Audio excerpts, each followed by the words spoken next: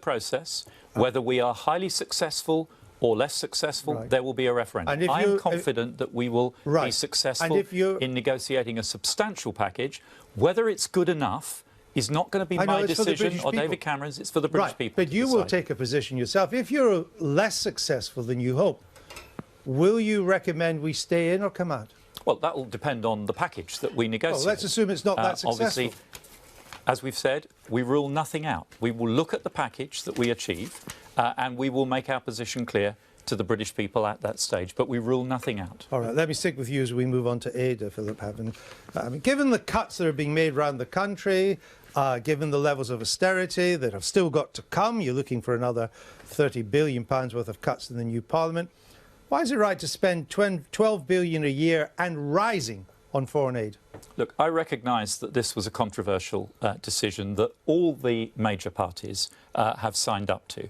And I think what we have to do now is make sure that our aid budget, which is a major tool of our diplomacy now as one of the most important aid donors in the world, is used wisely and in our interests to prevent conflict, to address the problems of poverty and instability that are driving the migration flows. So we need to make it work with the grain of achieving our other broader objectives, not just eradicating poverty, but dealing with conflict and instability as well, helping to dampen migration. So how has that worked in Eritrea? Well, we had this discussion earlier, and how has it worked in Somalia? It is working. How has it worked in Pakistan? It is working. The situation would be far, far worse if we were not contributing to those countries in the way we are. How does it help to combat poverty? Hold on, I'm asking the question. How would it help to combat poverty? Which I think most people would like to do and would hope that was the purpose of the aid budget, when out of that 12 billion, 1.4 billion is spent on consultants. Well, it depends what the consultants are doing, but let me give you another example, Andrew. £1 billion over the next Parliament will be spent immunising 76 million children in the 28 poorest countries that we target. As a result of that programme, 1.4 million children's lives will be saved. Now let's go back to the debate we were having half an hour ago about search and rescue in the Mediterranean. When we can make an intervention like that, sustained over 5 years, and save 1.4 million children's lives, surely that is the right thing. You don't need 12 billion. You don't need 12 billion to do that. For the country with the 5th biggest economy in the world to do. Douglas Allison, if you want to give foreign aid, but you think 12 billion is a bit too much in our current circumstance, and that you certainly don't want it pegged to the GDP as a percentage, who should you vote for? Well, that's a judgment for voters. Let me be clear. The Labour Party's position is that the Labour Party's position is clear. We should stick to the commitment that's been reached in terms of 0.7% of GNI for two reasons.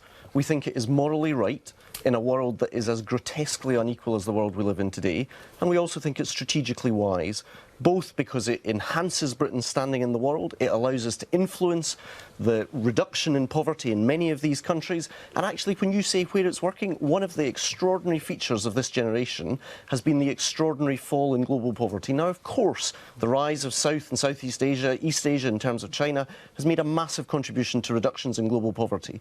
But at the same time, we are seeing extraordinary gains in terms of education amongst young people, inoculations, vaccinations. Look at the extraordinary work, for example, the Gates Foundation is doing with the Department for International Development to eradicate polio in this world. I'm not going to apologise to anybody for that kind of extraordinary life-changing work. All right, Bridget. I'd like to ask you, Tim Farron, to explain to people, why is it that foreign aid has become so sacred, now enshrined in law as a percentage? Because, OK, it's part of conflict prevention and it's part of eradicating poverty, but it's only one tool in the toolbox. And so why ring fence foreign aid when foreign and security policies become so vulnerable to cuts?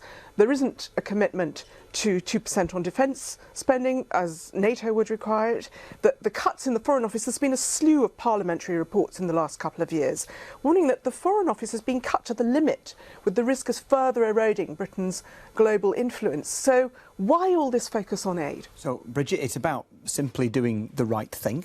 If you think about the pressure that we face as a country, as an economy, as a government in terms of our overall spending, the reason there is that pressure is because there was a financial crash in 2008, put bluntly, the result of greedy and stupid bankers and politicians across the world.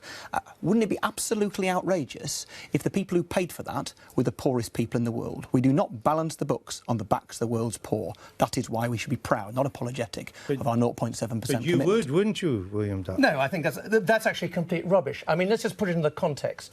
In the Blair-Brown Labour government, expenditure on aid was about 7 billion. It's now gone up to 11.5 to 12. It's increased by 53% in a very short space of time.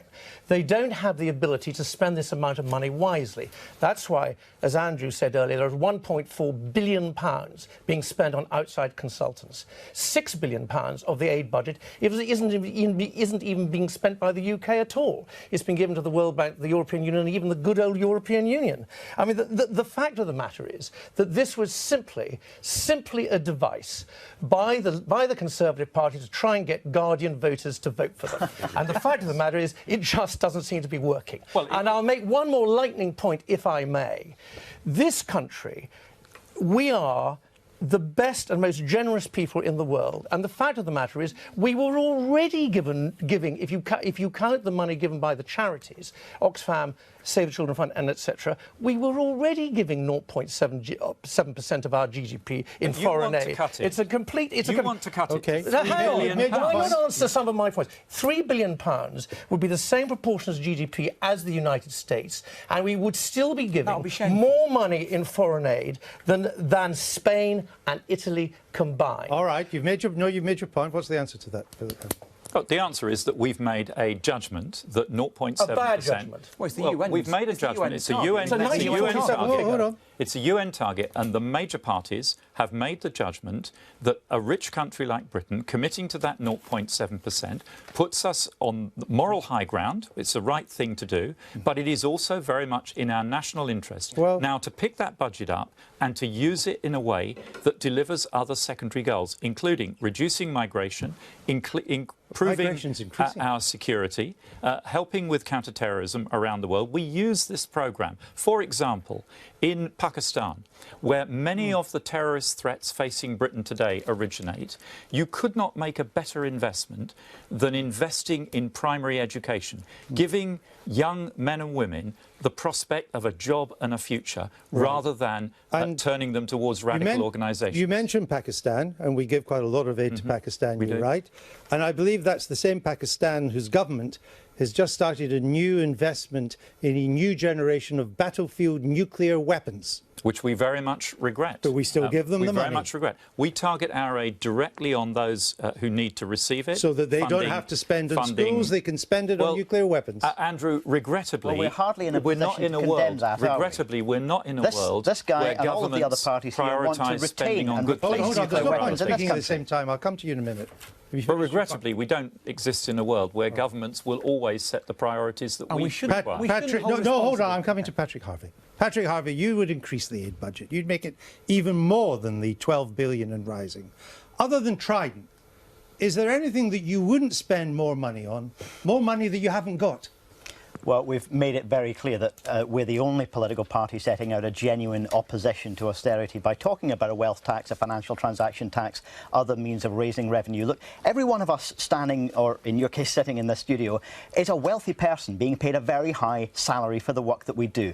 Just as there is a justice argument for saying that we should contribute to the common weal, we should contribute more than people on lower incomes domestically, there is a really strong argument, I think an unanswerable one, more than any other European that country the UK, a very wealthy country, should be contributing more to the global common weal as well. And there is an opportunity, I think, to address the causes of conflict, of migration, some of the issues around gender inequality. Let's hope next time we discuss foreign policy it won't be an all-male panel again. Some of the issues around... That's up to the political parties, Patrick Harvie. Indeed. It's up to them to appoint foreign affairs spokesmen who are not men. Absolutely. Absolutely. So far, as I look at you, you've conspicuously failed. Absolutely. I only make the point because I think it deserves to be aired. But look, contributing to that safer, more just and secure world made that point. takes investment, and we should be proud of it. I want to ask Douglas Alexander one final question on this. You say in your manifesto, we will expand the role of the Department of International Development to mitigate the risks of changing climate. Yep. Is that an increase to the budget, or are you going to take away money from other duties for climate change? Well, if you understand the challenge, it's not either or. If you travel to Bangladesh, you see the need for adaptation financing among some of the world's poorest people.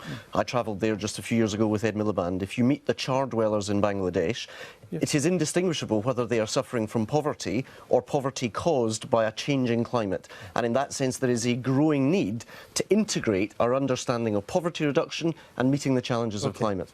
And a significant part of our aid programme is climate change directed. No, we've run out of time because it's time now for our 5 politicians to make their final pitches to you on why their party has the best foreign affairs policy. They've got just 30 seconds to do it, and we'll do it in reverse order. So, Douglas Alexander, you go first.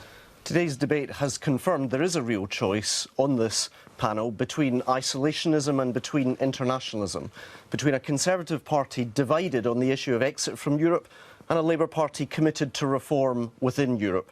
We want a Europe that works better for Britain. It's time for a different and better approach. It's time for hard-headed patriotism. It's time for Labour. Patrick Harvie. I believe that slashing our commitment to aid and development around the world would effectively be cancelling our subscription to civilization. We should be proud of the commitment that we make to the well-being of others around the world, not just because it's the right thing to do, but because it's in everyone's collective interest as well. But we need to go further and restrain some of the free trade policies, some of the big business interests which control governments around the world, and stop arming dangerous regions of the world. We're putting more weapons into those regions is only going to lead to greater instability. There is a need for a real and radical change of direction in foreign policy. Tim Farron. We believe a liberal world is a safer world, whether it's dealing with terrorism, boosting prosperity, tackling climate change. Isolating ourselves from our friends in Europe or across the rest of the world solves none of these problems or tackles these challenges. Engagement and friendship and hard work absolutely will. Liberal Democrats want Britain to be a force for good in the world and also to stand tall and to be prosperous. It just so happened that doing the right thing and acting in Britain's interests coincide. William Dartmouth. We in UKIP have a dream. Our dream is of a country that is international and outward-looking, that can make its own choices, that controls its own borders, that believes in itself. It's our opponents who are the pessimists. They diminish our country. They want our country to be no more than 1/28th of a political union, a mere province in a protectionist European superstate. Philip Hammond. The truth is, you can't have a strong country and strong defences without a strong economy. And the choice on May the 7th is clear. David Cameron, an experienced Prime Minister finishing the job, or Ed Miliband in the pocket of the SNP, putting our recovery, Britain's position in the world and our security at risk. A vote for the Conservatives on May the 7th is a vote for a strong and prosperous future for Britain. And that's it for today's debate. My thanks to all of our guests and to Bridget Kendall. Now, tomorrow it's the turn of the economy. I'll be joined by Treasury Minister David Gauke, Labour's Chris Leslie, Dick Newby from the Lib Dems, Patrick O'Flynn from UKIP and Stuart Hosey from the SNP, and by the BBC's economics editor, Robert Peston, just to keep them honest. Plus, don't forget the Daily Politics Election Special is back tomorrow at midday. But from all of us here, goodbye.